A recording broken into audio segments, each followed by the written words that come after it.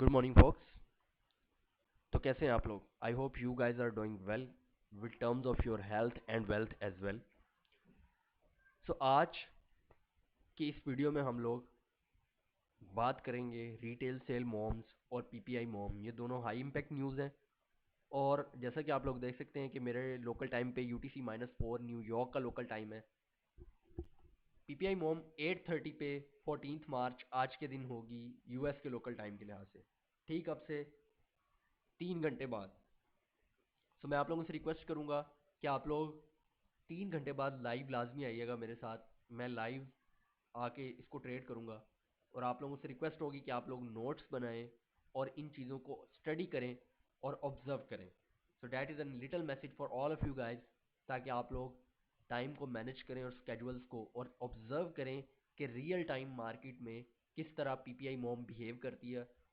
और मैंने earlier days में बोला था यूट्यूब चैनल पे कि एक न्यूज़ ऐसी जिसको आप ट्रेड कर सकते हो और वो हाई इम्पैक्ट न्यूज़ है, और वो है पीपीआई मॉम।